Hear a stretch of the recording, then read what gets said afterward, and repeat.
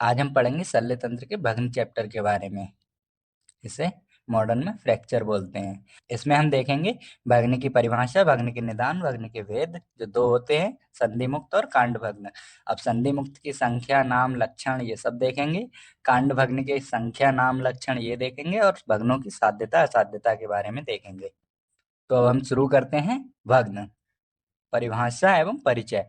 भग्न वह अवस्था है जिसमें अस्थि की निरंतरता विभिन्न आघातों के कारण खंडित हो जाती है। सुश्रुत संहिता में इसके प्रमुख कारणों, प्रकारों, लक्षणों का विशद वर्णन किया गया है। इसके निदान मेनली पतन, पीड़न, प्रहार, आक्षेपण, ब्याल, मृग, इन सब के दंश या नख के काटने से होता है। मतलब पतन मतलब ऊंचाई से गिरना, पीड़न मतलब पीड़न या संपीड़न, प्रहार लाठी या शस्त्र का प्रहार, आक्षेपण हस्तपाद आदि अंगों को खींचना, ब्याल मृग दर्शन मतलब जो ब्याल सर्प और हिंसक पशुओं के दंश या नख के द्वारा काटना या फाड़ना। इसमें सहायक कारण और क्या हो सकते हैं? आयु, युवावस्था में अधिक, वृद्ध एवं बालकों में कोमल या दुर्बलता के कारण भंग की प्रकृति भिन्न होती है। लिंग, पुरुषों में सहायक कार्यों की अधिकता के कारण यह रोग अधिक होता है। और पूर्व व्याधियां जैसे पक्षाघात, अस्थि क्षय, अस्थि की अस्थि के अर्बुद आदि रोगों में अस्थियां दुर्बल होकर अधिक संवेदनशील हो जाती हैं। भग्न के भेद जो बताए गए थे मेनली दो होते हैं, संधि मुक्त डिसलोकेशन और कांड भग्न यानी फ्रैक्चर। कांड भग्न के द्वादश भेद, इसके द्वादश भेद याद करने की ट्रिक हम बाद में बताएंगे, पहले देख लेते हैं इसमें भेद और उनकी विशेषताएं क्या होती हैं। कर्कटक जो बीच में टूट जाए और दोनों ओर उठा हुआ हो और ग्रंथिवत हो। अश्वकर्ण घोड़े के कान की तरह ऊंचा उठा हुआ हो। चूर्णित अस्थि के छोटे छोटे टुकड़े हों। निश्चित कुचलन युक्त भग्न हो। अस्थि छल्लित छाल की तरह अलग हुआ अस्थि भाग हो। कांड भग्न पूर्ण रूप से टूटी हुई अस्थि या कंपन युक्त। मज्जानुगत अस्थि का भाग मज्जा में घुसा हुआ हो। अतिपातित अस्थि भागों में अत्यधिक दूरी हो। वक्र मुड़ी हुई हरी टहनी जैसी अवस्था। छिन्न एक ओर से जुड़ी या दूसरी ओर से टूटी। पाटित अधिक दरारें हों। स्फुटित धान्य के सूख या अधिक विस्फारित या पीड़ा युक्त हो। अन्य भेद प्रकृति पर आधारित। साधारण सिंपल या क्लोज्ड फ्रैक्चर, इसमें त्वचा विदीर्ण नहीं होती, मतलब जो हड्डियां टूटती हैं वो स्किन के बाहर नहीं आती, केवल अस्थियां टूटती हैं। संयुक्त कंपाउंड या ओपन फ्रैक्चर, इसमें त्वचा भी विदीर्ण होकर घाव बन जाता है और अस्थियां दृश्य होती हैं। पूर्ण भग्न कंप्लीट फ्रैक्चर में अस्थियां पूर्ण रूप से अलग हो जाती हैं, जैसे कांड भग्न, अश्वकर्ण और चूर्णित में। अब हमने कहा था ना कांड भग्न का याद करने की ट्रिक, कांड भग्न की संख्या कितनी होती है? 12। क्योंकि ज्यादातर लोग हॉस्टल में रहते हैं तो हॉस्टल में कांड कितने बजे होते हैं? 12 बजे।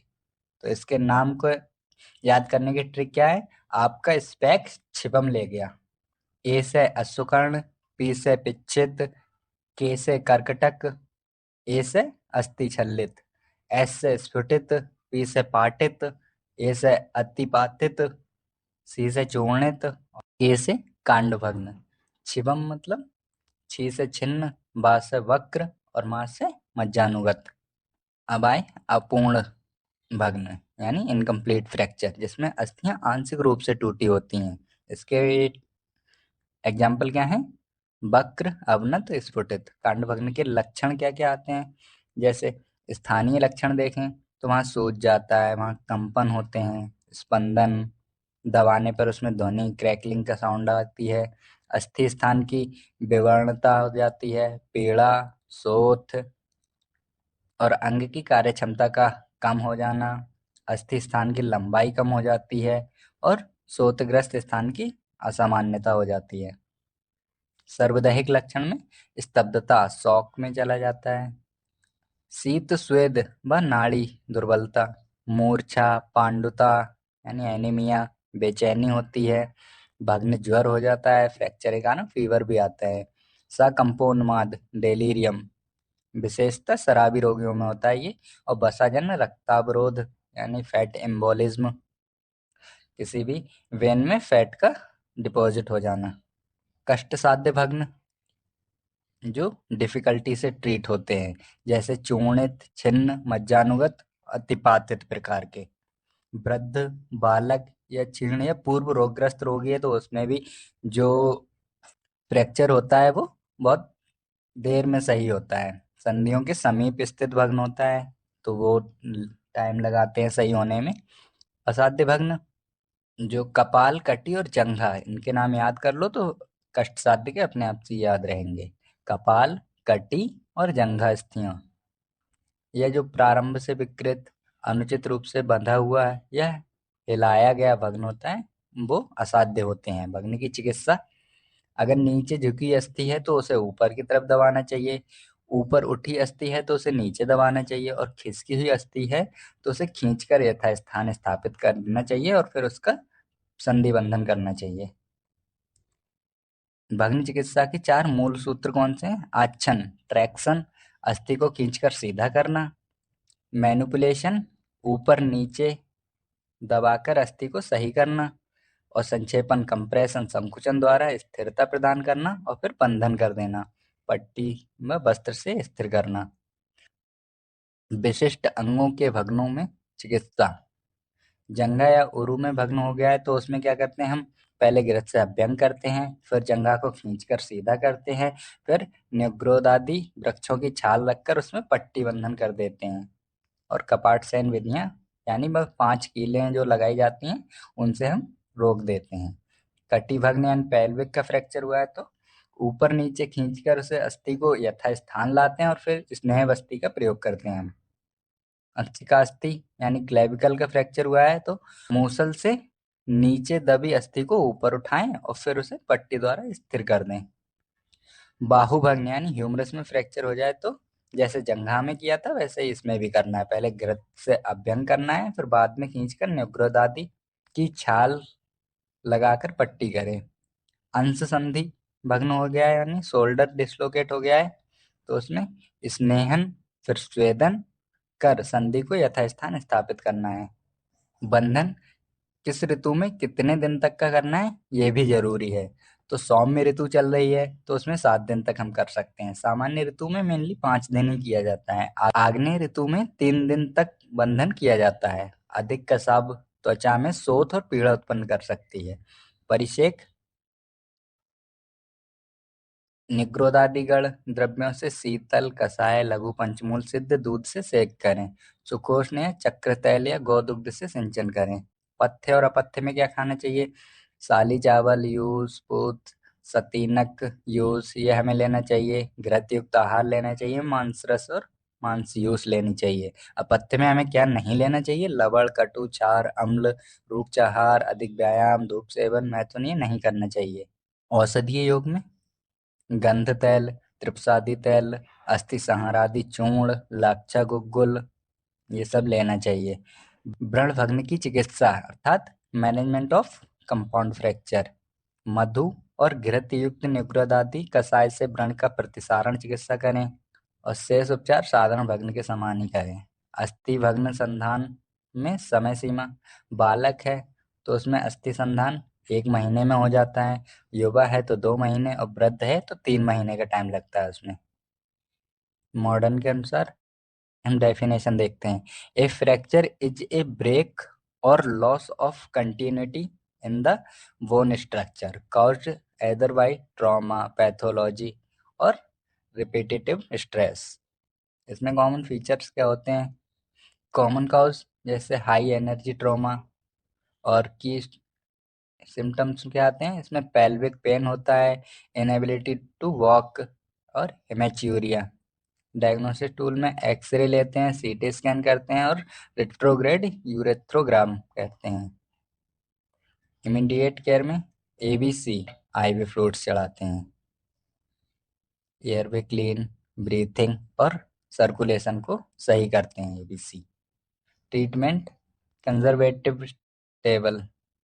कॉम्प्लिकेशन में हीमोरेजिया हो जाता है, सेक्सुअल डिसफंक्शन हो जाते हैं। Prognosis good if managed early. और संधि मुक्त में डिसलोकेशन की परिभाषा है अस्थि विश्लेषो अन्न भंगे अभिप्रेता। जब दो अस्थियां अपनी सामान्य स्थिति में नहीं रहती और उनका संधि बंधन भंग हो जाता है, उसे संधि मुक्त कहा जाता है। संधि मुक्त की याद करने की ट्रिक क्या है? संधि कांडभग्न 12 थे, संधि मुक्त 6 होते हैं। इसके नाम युवी बिया अति। युवी बिया अति। यू से उत्कृष्ट, बी से विश्लिष्ट, बी से विवर्तित, आ से अपक्षिप्त, आ से अतिक्षिप्त और ती से तिर्यक्षिप्त। लास्ट के 3 क्षेत्र हैं वो तो आराम से याद हो जाएंगे। आगे के याद करने हैं उत्कृष्ट, विश्लिष्ट, विवर्तित, बस। संधि मुक्त के निदान क्या है? वही जो पहले पढ़े थे, पतन, पीड़न, प्रहार, आक्षेपण, व्याल, मृग दशन। संधि मुक्त के भेद या संख्या 6 बताई गई है यहाँ पे। उत्कृष्ट, विश्लिष्ट, विवर्तित, अपक्षिप्त, अतिक्षिप्त, तिर्यक्षिप्त। अब देखना है कि उत्कृष्ट, विश्लिष्ट ये सब क्या होते हैं।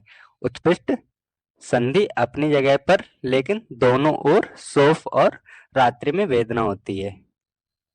इसमें जो संधि होती है वो अपनी जगह पर रहती है लेकिन उसके दोनों तरफ सोफ हो जाता है और रात्रि में वेदना करती है। जो विश्लिष्ट अल्प सोफ होता है, निरंतर वेदना रहती है और संधि विकृत हो जाती है। जिस जॉइंट पर हुआ है वो विकृत हो जाता है। विवर्तित संधि का पार्श्व अपगमन या विषम अंगता या वेदना होती है। अपक्षिप्त में अस्थि का नीचे की ओर विस्थापन और तीव्र वेदना होती है। अतिक्षिप्त दोनों अस्थियों का एक दूसरे से दूर जाना और अधिक वेदना होना। तिर्यक्षिप्त एक अस्थि पार्श्व में खिसक जाती है और अत्यधिक वेदना करती है। तिर्यक का मतलब ही है कि तिरछा। इसके सामान्य लक्षण क्या क्या आते हैं? तत्र प्रसारण, आकुंचन, विवर्तन, आक्षेपण, आसक्ति और उग्र रुजत्वम, स्पर्श सहत्वम। यानी अंग का सामान्य हिलना डुलना रुक जाता है, तीव्र पीड़ा होती है, सौफ और विकृति दिखाई देती है। कष्ट साध्य और असाध्य भग्न। कष्ट साध्य बात प्रधान प्रकृति है जिसकी, उपद्रव युक्त है और दुर्बल जठराग्नि वाले व्यक्ति हैं उनमें ये कष्ट साध्य होते हैं। असाध्य किसमें? पहले ही बताए थे कि कपाल, कटी, शंख आदि स्थानों में है तो वो असाध्य हैं। आयु के अनुसार बाल्यावस्था में शीघ्र साध्य होते हैं, युवावस्था में मध्यम साध्य और वृद्धावस्था में कठिन साध्य। इसका चिकित्सा सूत्र आच्छन्ने पीड़नैश्चैव संक्षेपे बंधनैस्तथा। यानी आच्छन ट्रैक्शन पीड़न, कंप्रेशन संक्षेपण, अप्रोक्सीमेशन और बंधन बैंडेजिंग फिक्सेशन, जो हमने पहले बता चुके हैं इसको। आयुर्वेदिक चिकित्सा में जैसे बल देने के लिए तो मांस रस और दुग्ध देंगे और संधानक उसके मतलब उसे सही करने के लिए साली चावल और पूत कसाय देंगे। अपथ्य क्या होता है? लवण, कटु, अम्ल, मैथुन, धूपन और व्यायाम। लवण, कटु, अम्ल ये वात वृद्धि और संधान में बाधा करते हैं। मैथुन, धूप और व्यायाम संधि में तनाव उत्पन्न करता है। शीतल का प्रयोग जैसे लेप में हम मंजिष्ठा, मुलेठी, लाल चंदन, सद्धौत, घृत और साली चूर्ण का यूज करते हैं। और सेक करने के लिए निग्रोधादि क्वाथ और क्षीरपाक लघु पंचमूल का सेक करते हैं। विशेष औषध प्रयोग लाक्षा, गोधूम, अर्जुन ये संधान और वेदना का शमन करते हैं और रसोनादि योग संधान में सहायक होते हैं। लाक्षा गुग्गुल अस्थि संधानक है। ग्रष्टि क्षीर योग ये प्रसूता गौदुग्ध प्लस मधुर औषधियां प्लस लाक्षा ये सब होते हैं।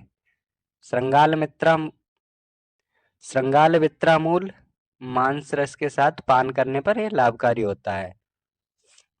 बंधन विधि और काल सौम्य में 7 दिन पर, सामान्य ऋतु में 5 दिन पर और ग्रीष्म ऋतु में 3 दिन पर बंधन बदलना चाहिए हमको। और आयु संधि स्थिरता काल अस्थि का बंधन कितने दिन में हो जाता है? बाल्य में 1 मास तक, यौवन में 2 मास तक, वृद्ध में 3 मास तक। डिसलोकेशन की डेफिनेशन क्या है? Dislocation refers to the complete loss of congruity between the articular surface of the joint. This result in abnormal displacement of the bone that form a joint. For example, in shoulder dislocation,